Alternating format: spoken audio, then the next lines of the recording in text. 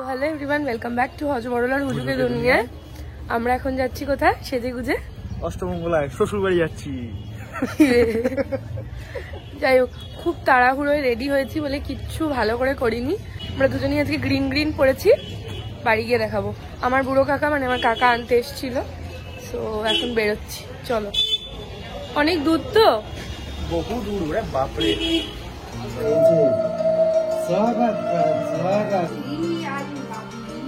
ঘরে গিয়ে আগে বলছি আমি থাকবো থাকবো।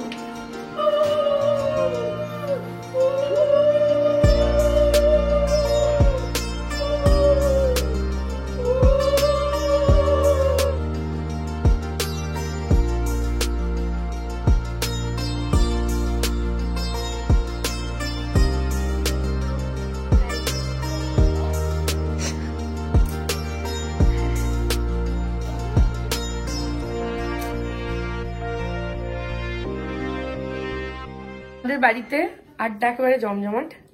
এসে গেছে বন্ধুরা, এখনো সানির আসা বাকি। কে কে এসছে এখনো? আয়ুষ্মিতা, তনয়া, শ্রেয়, সবাইকে দেখিয়ে দিয়েছি। রিঙ্কা দিদি এসছে। সো আমার ক্যামেরাটা ঝাপসা হয়ে আছে।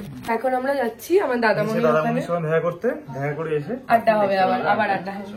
টাটা।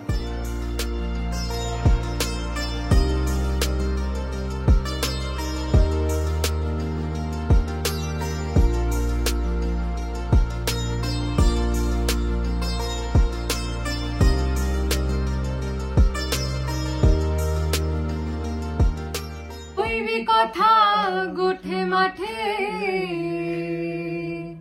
দেখি যেন কেউ না জানে, কেউ না বোঝে, কেউ না শুনে, কিছুদিন মনে মনে, কিছুদিন মনে মনে ঘরের কোণে শ্যামের পীড়িত রাগ গোপনে, ইশারায় কইবি কথা গোঠে মাঠে। तुम देना साथ मेरा ओ हमनवा। ওকে, সো হয়ে গেছে নেক্সট ডে মর্নিং বলো কি আফটারনুন হয়ে গেছে। আমরা 12টার পরে ঘুম থেকেই উঠেছি, সবাই মিলে একসাথে ছিলাম কালকে বন্ধুরা, খুব মজা হয়েছে।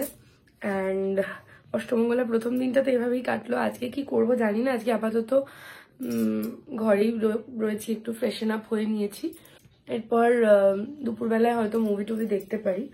আর তারপরে আমার খুব ইচ্ছা গিফটস খোলার, কালকে হয়নি। তো দেখতে থাকো, ব্লগটা কন্টিনিউ হোক, পুরো অষ্টমঙ্গলা ব্লগ। অ্যান্ড ইয়েস, এটা হলো সেই সবচেয়ে ভালো মুহূর্ত, সেটা হলো গিফটস ওপেনিং। আমি ভীষণ ভালোবাসি গিফটস খুলতে পেতে, সো আমি এটার জন্য খুব এক্সাইটেডও ছিলাম, তাই জন্য খুলে ফেলেছি গিফটসগুলো।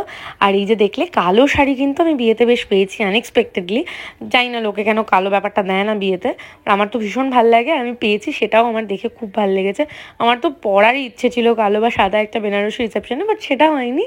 বাট হ্যাঁ, গিফটসে অনেক কালো কালো শাড়ি পেয়েছি আমি। আর তারপর সুন্দর সুন্দর চাদরও পেয়েছি, যেগুলোও খুব কাজে লাগে।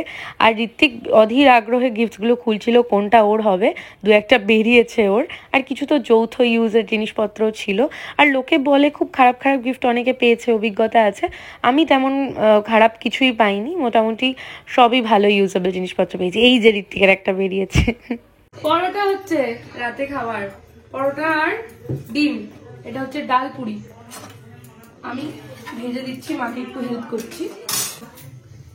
মাকে জিজ্ঞেস কর, তোমার মেয়ে এসছে কেমন লাগছে?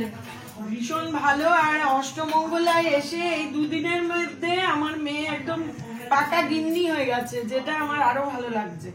সব কাজ করে চলেছে, আগেও করতাম, আগেও করতো, কিন্তু এতটা দায়িত্ব নিয়ে করতো না, যেটা গিন্নি বানা করে এখন করছে সেইটা এতটা করতো না। ওকে, সো গুড মর্নিং। হয়ে গেছে নেক্সট দিন, আমি আমার বাড়িতে আছি, তোমরা জানোই। সো সকালে উঠতে লেটই হয়েছে। আর তারপর আজকে হলো সেই বিভৎস খারাপ দিন, যা আবার অফিস শুরু হলো আজ থেকে আমার আর ঋতিকে দুজনেরই। সো সকাল থেকেই কাজে বসে গেছি, এখন অনেকটা বেলা হয়ে গেছে, এবার খাওয়া দাওয়া করব। আর খাওয়া দাওয়ার মূল আকর্ষণ ছিল ইলিশ মাছ। দু রকমের ছিল, একটা বেগুন দিয়ে ঝোল আর একটা সর্ষে দিয়ে। আমার যদিও সর্ষেটা বেশি প্রিয়, তোমরা জানিও তোমাদের কোনটা বেশি ভালো লাগে। আর তারপর সবশেষে বাড়ি মানে শ্বশুর বাড়ি চলে যাওয়ার পালা। সো আমাদের অষ্টমঙ্গলা ভালোই কেটেছে, একদম কেমন কেটেছে? জামাই আদর পেয়ে এসেছি। আর এখন তো এসে গেছি বাড়ি ফিরে রাত হয়ে গেছে, এখন ফ্রেশ ট্রেশও হয়ে গেছি। মানে এই বাড়ি আর কি।